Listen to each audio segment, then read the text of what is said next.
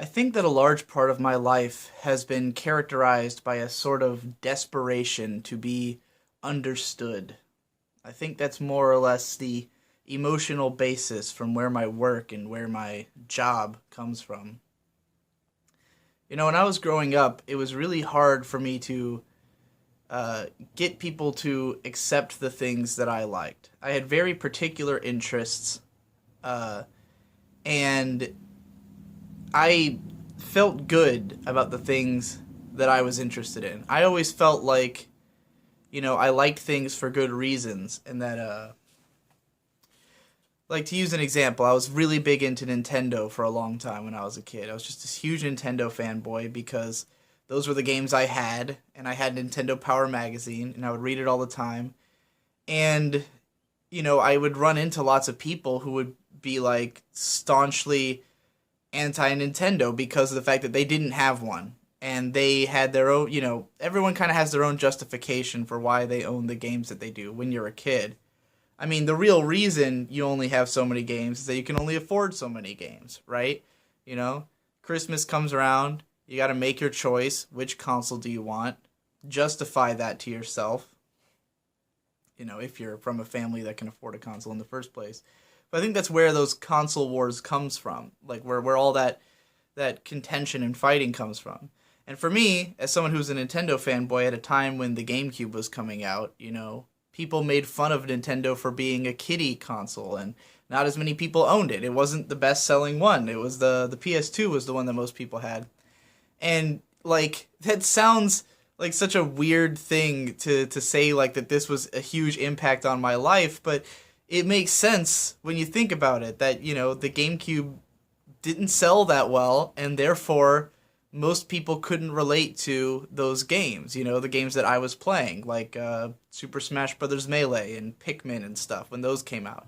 Those are the games that I wanted to talk about, the games that I cared about. And other kids my age would be like, nah, man, it's all about Grand Theft Auto. It's all about this game and that game, and you're an idiot for, picking Nintendo and for liking those games. And so for me growing up, I always had this sort of feeling like I had to constantly explain myself and be like, no, this is why I like the things I like. I think that for a lot of people, it made more sense at an age like that to conform to what other people were doing.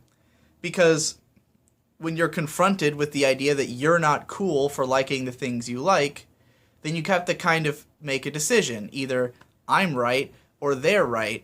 And if you can't really justify yourself, then you're fucked in a way, right? Like, there's no way I was ever going to convince these kids that Nintendo was cool. They were just going to not like me for not liking Nintendo. But I always held my position. I was never someone who was willing to give in because it made me uncool. I was never someone who could say like, "Oh, I guess you guys are right." And then pretend to like what they liked. It just wasn't really in my nature to do that. I've always been extremely authentic about the things I like, and I think a big part of that is because I was raised to be proud of myself and to to generally be myself. It was not only what my parents instilled in me, but that's what most of media was trying to instill in me. How many fucking cartoons are there and movies are there about being yourself and being honest with yourself? So I always was. It never made me popular, and it never made people like me or understand me. So over time, I felt like I was in this constant battle to have people understand me and understand my perspective. And so I became a writer so that I could write about try and use language as best I could to express the things I was thinking and feeling, and maybe try to get people not necessarily to agree with me, but at least to get where I was coming from, to appreciate why I like the things I like. And so when I got to a point where people actually were reading my stuff and like, having that reaction, that's the most gratifying thing in the world for me. That's why doing these videos and making content like this has gotten to be so affirming and addictive in a way, where it's like having people understand me is like whoa, I can actually have that, as someone who grew up without it, and you know, was generally like a lonely kid growing up, someone who I couldn't make a lot of friends because I wouldn't give in to other people's interests. I wouldn't compromise on, trying to get into what everyone else is getting into, which is kind of funny because now as an adult, I'm a lot more into that, because when I see people all being into something now I want to understand it. Just as much as I want other people to understand my interests. When I see everyone jumping onto some new bandwagon, I'm like, well, what's the deal? I gotta know, because I want to understand other people, and that can even help me to understand myself better when I can compare those things, compare what other people are into against what I'm into. So, that's why I'm always asking other people to do what I do. Like, I want to see more of that, like just to witness, to have other people explain to me why they think what they do, and then we can have this sort of conversations back and forth and come to an understanding about each other. And I think that's always a fascinating and fun experience. And it's kind of funny though, because there's like this double-edged sword when you're a YouTuber like me, where, because what I get out of it so much is having people understand me, and loving to see people understand me, then like stuff like how many views I get on my videos, or like, how much I might make through ad revenue, or how many subscribers I have. Well, subscribers is better than the other two, but like just views and stuff doesn't tell me much, because it's like, well, what did people why were they watching it? Or if they hit the like button, what did they like about it? Did they actually get my point, or did they like it for other reasons? Even subscribers, like sometimes I have people who are like, who will say things like long time subscriber, and then like go on to praise me for reasons that have nothing to do with what I'm trying to do out of my videos. Like anytime someone compliments me for how objective my videos are, and I'm like, I don't know where you're coming from, guy. It's not my goal to be objective. I don't consider that a compliment. My tagline is Otaku Gonzo Journalism. But because that's the affirmation I'm looking for, the most exciting part of my job for me is reading comments from people who agree with me, or understand me, or get where I'm coming from. Some of the coolest comments will be when someone's like, I hate this show, but you've made me appreciate why people like it and what's good about it, and what, carries it in the medium and carries it in your mind.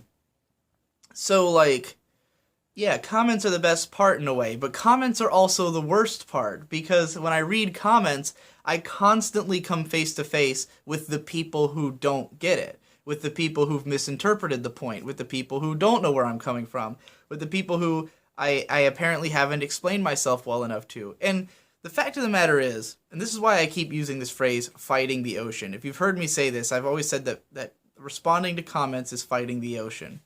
Because the fact of the matter is that the vast majority of people are never going to understand me, and have no reason to. Like, why would they care to, I mean, to use like a cliche, like someone in China who's just living an ordinary life over there probably has very little interest in my ideals or my worldview or my lifestyle, because their entire society and everything they know is totally different, and the things that I'm interested in, like, they wouldn't even be able to like grasp, and vice versa. I wouldn't, like, if someone explained their values to me who lived in a completely different culture from mine, I'd probably have a difficult time fully coming to grips with it. I mean, there's a level on which we can all understand each other because we have empathy, and the point of empathy is that it allows you to understand people who aren't you, but no one will ever completely understand you, because you are you. Every individual person has their own context and their own experience. Even people who are right next to me, like my brother Victor, me and him talk all the time. We're constantly explaining ourselves to each other, but there's some level on which we just don't get each other. Some elements of our personality are so fundamentally different that we can't fully get it, you know, and no one will ever completely get it. I can never fully explain every nuance of being me to someone else, no matter how much time passes and how much I talk. So when I'm confronted with like hundreds of thousands of people responding to my content, then it's not at all surprising that there's going to be a huge element of those people who just don't get it, who don't care, who don't get where I'm coming from, who misinterpret it, you know, and I'll never be able to explain it well enough for everyone to get it, you know. If I make a video like the most boring taste in anime, like, which got way more views than I anticipated because, you know, on this channel, this Digibro After Dark channel, most of the viewers here are people who have more context into who I am than most people, you know. Most of the people who are here are people who are, you know, fans of my content because I don't advertise this channel that much, and it's not usually inviting videos. They're not the kind of videos that I expect people to just click on because it's like some weird, crazy-looking guy in a dark-ass room talking into a fucking phone camera, you know? But, like, when a video like that gets out there, it has, like, 60,000 views, which is crazy. But there's so many people who have seen it now who have no idea who I am, who don't know the context of the video, who don't completely appreciate where I'm coming from. And so, even though I feel like I explained myself really well in that video, you know, there was so much of people misinterpreting the point, mischaracterizing who I am and what I was saying. And, you know, even though I've made 2 follow-up videos and I've responded to tons of comments, there's always going to be people who are still saying things that, like, you know, that completely miss what I'm trying to say with the video.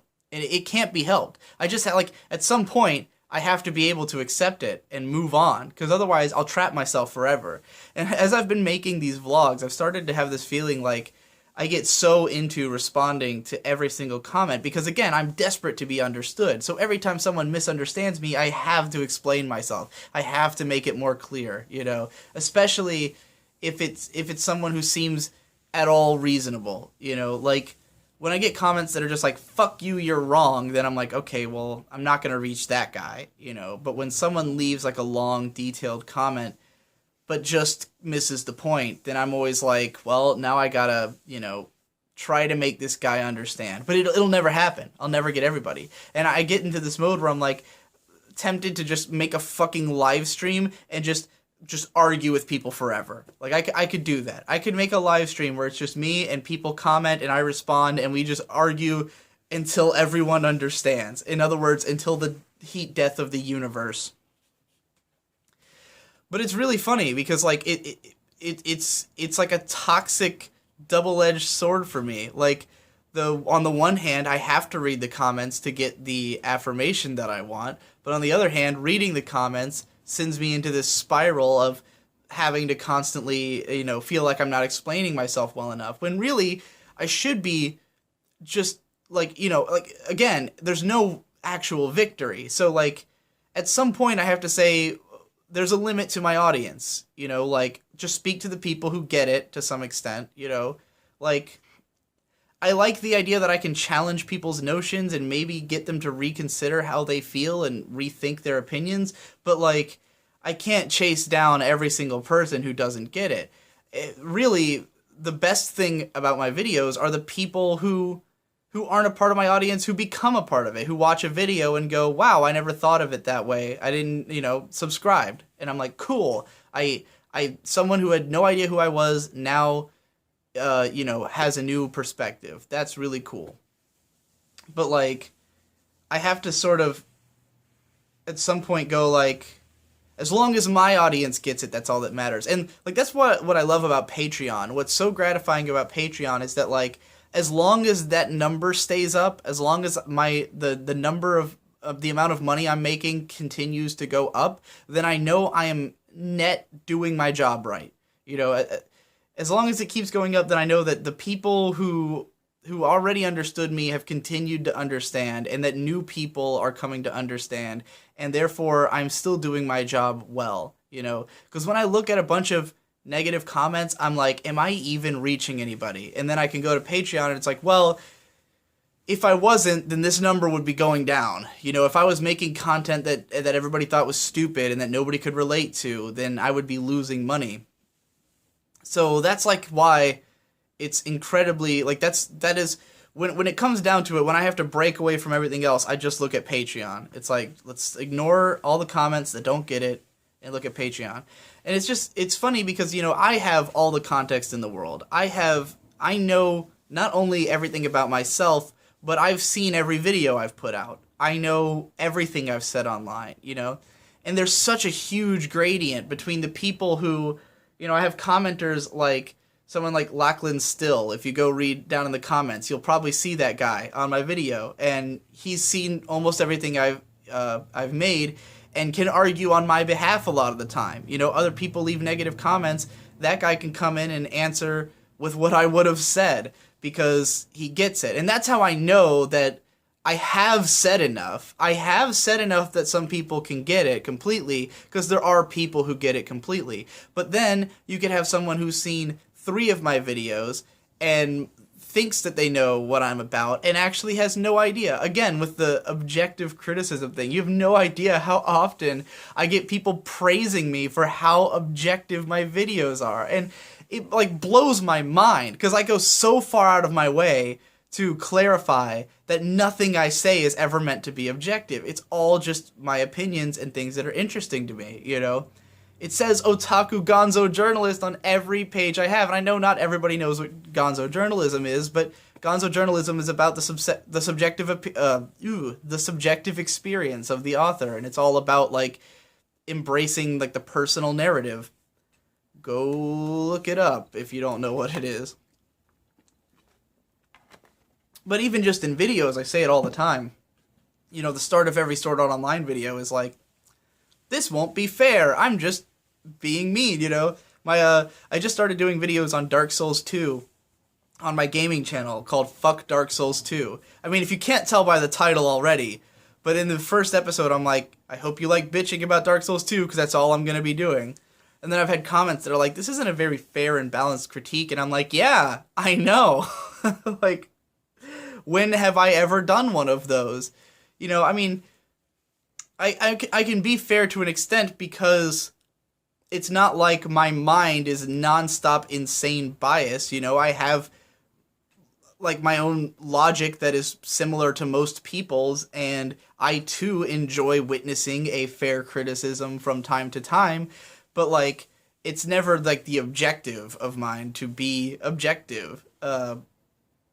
And I keep getting these comments lately on this channel because there's more people coming in who, you know, don't know exactly what the channel is. Well, they'll be like, what's the point of this? Or like, what, like not like asking what the point I'm trying to make is, or getting mad that I'm like taking something seriously in their mind when this channel is like, if you're following it, you know, it's been like 3 vlogs a day for weeks. You know, it's just madness. It's just everything that comes into my head I make a video about. You know, I had a guy asking me, or who was mad at me on the video from yesterday about, what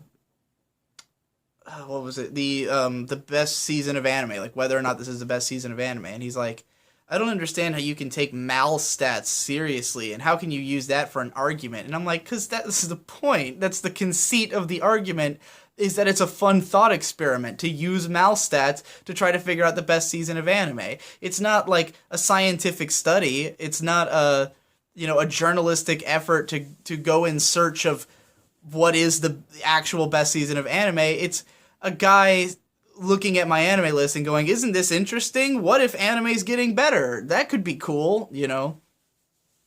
Yeah. So, and here I am right now, like even now I'm explaining myself. And for like most of the audience watching this video, you probably already knew that. You probably got that in the first place. But when I read a comment like that, it's like I can't help myself but to try and explain myself further. And at some point, it whittles down to an audience that's like, we fucking get it, you know, like making that second Metroidvania video. It's like, who is that for other than just me and like, you know, just being mad at Nate for missing my point, even though he admitted himself he barely watched my video and has already been mad about this point for, me and him have been arguing about this for months, if not years, me and him and Hypocrite. So like, it's pretty much irrelevant to anybody else, But that's how, insane I am about trying to justify every opinion I have.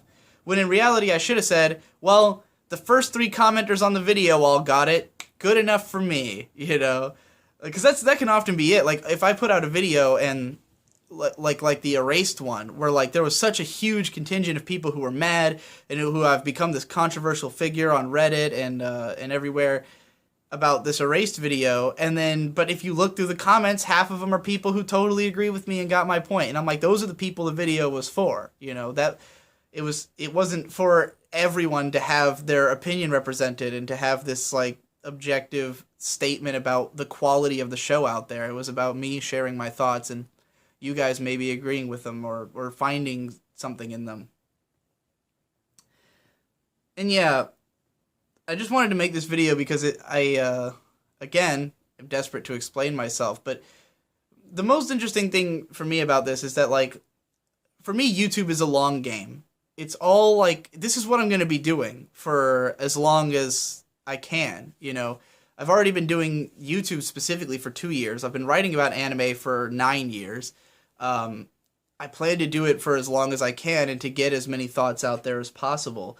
And I think that for, like, what causes a lot of this, like a lot of these comments that don't get who I am or where I'm coming from, is that they're very immediate. I think there's a way that a lot of people view YouTube where they click on a video and that video by itself is the entire point. It's everything they need to know. It's like each video is its own individually published scientific article kind of thing, that's supposed to reach all the conclusions in one space. And I don't view them that way. I view my channel as the career. I view every video as a part of the same story being told about me and my relationship with anime and my relationship with my audience and, all of us coming to an understanding together. Because I'm constantly realizing new things and learning new things. My videos build off of each other. There's certain points that I'm constantly reinforcing, certain things that I bring up again and again and again throughout my videos, whereas there's other points that, might be freshly made, or you might get to see my perspective change in real time. A lot of people were interested in my stance on Kill La Kill, where when I first finished the show, me and Best Guy Ever did this podcast about it. This was before he was called Best Guy Ever, on Digi Does Anime, like way back. And like my opinion on that show completely radically changed by the time I made more videos about it. And like, you get to be there with me. And that original video is like, it's kind of pointless now. Like if you went back and watched it individually, it wouldn't mean anything. It's only like the narrative continuing through the videos that makes it more interesting and like gets you caught up to where I am now. So sort of viewing my videos in a void is weird and misses the point in a way. But again, I can't make everybody understand that. It's really you guys who get it and who are on board who I'm like really speaking to. And I said this of my erased video one time, I don't remember where, but I said that the video was really for the people who felt disappointed in the end with the show and needed an explanation for why. And I can't control who sees the video. So, it was going to be seen by a massive number of people who love the show and think I'm totally wrong about everything, and that can't be helped. Because I wouldn't want to change that, though, because, like, if I limit it to one audience, then I don't get those new people who actually, see the message for the first time and get it and want to become a part of this ongoing narrative. So it's kind of like casting a wide net, but only expecting to catch a few fish in it, whereas most of them have to be let back into the ocean.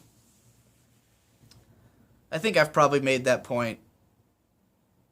I know how much you guys love my incredibly awkward endings to these vlogs. Bye, bee.